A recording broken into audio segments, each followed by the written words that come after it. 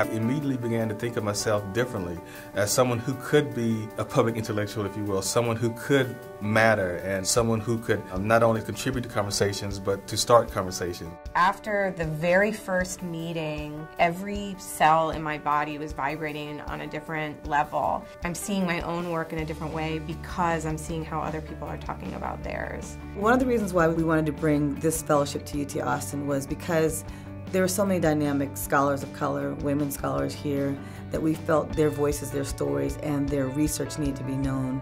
And putting UT on the map.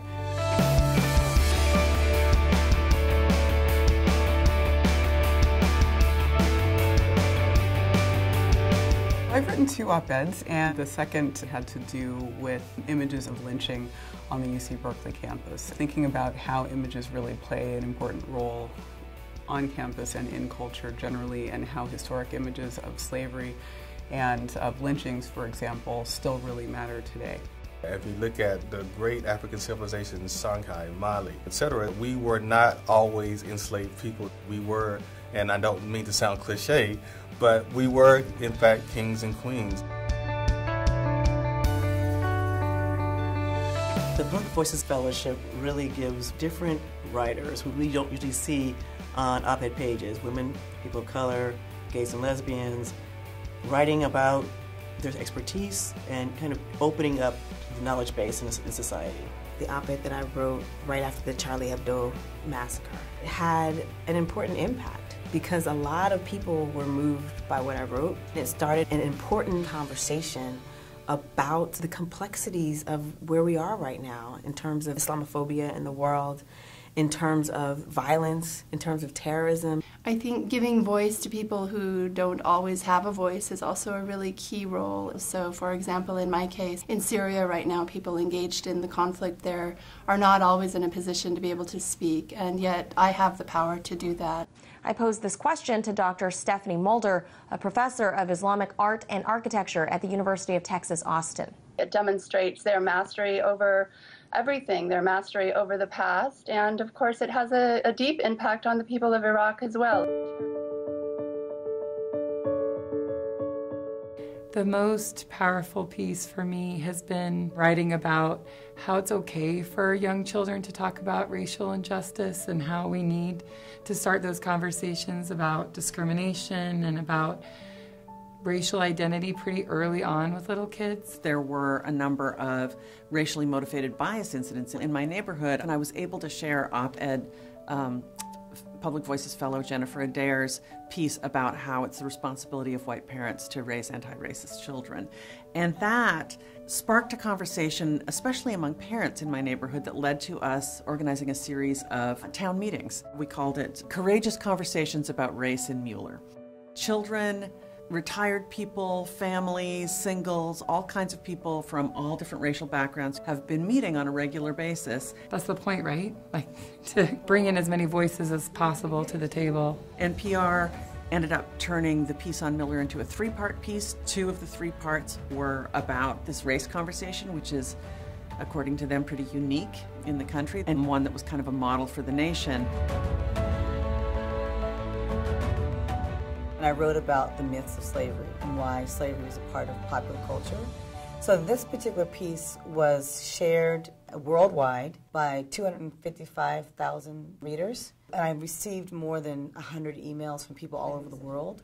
My book manuscript is being sought after by publishers. And I was astonished to see that one of the pieces had been liked like over 22,000 times. That blew my mind away because I'm an academic. So to have that many people sort of respond and to have it be shared over 6,500 times, you know, was really powerful. I wrote an op-ed about black middle-class women and their sexual exploits in television. I get the eye of some folks at Duke University. They were doing a panel, a symposium actually, on Shonda Rhimes called Shonda Land. And I was invited to be a participant in that. And from that, I've heard from executive producer of a TV program who's interested in finding new talking heads. I've heard from mothers with children who have autism. I've heard from parents of terminal children who have also found joy and comfort. I don't think a week goes by that I don't hear from somebody.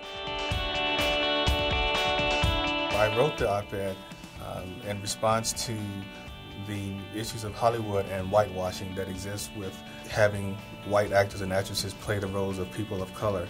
And this has been done repeatedly throughout the history of Hollywood. I wrote it from the vantage point of a black psychologist who has seen over the years the impact of essentially being told as a person of color that I am invisible and that I have not contributed anything of note. These issues are painful, right? And I don't think I really grappled with how painful they were until I started doing the op-ed project and doing these writings.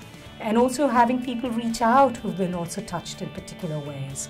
So that has been very, very productive, and thinking about how important my work is and how in sharing these stories I realize how it can touch people.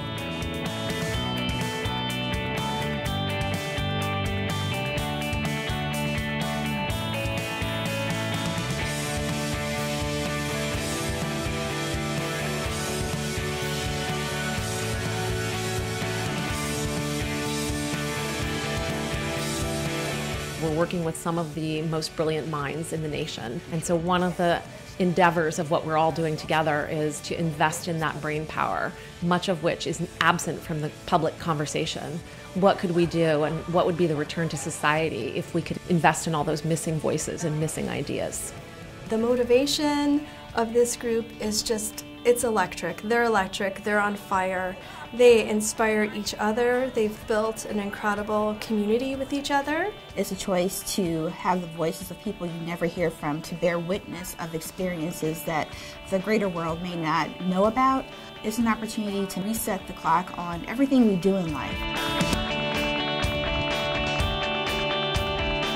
For me, there's a responsibility to have what we do here be mobilized for people on the ground who are working on these issues and who are on the front lines. That's the value of a public voice, is the power it gives to your ideas. When people work together across age, across race, across class, they can achieve extraordinary things. Justice is possible.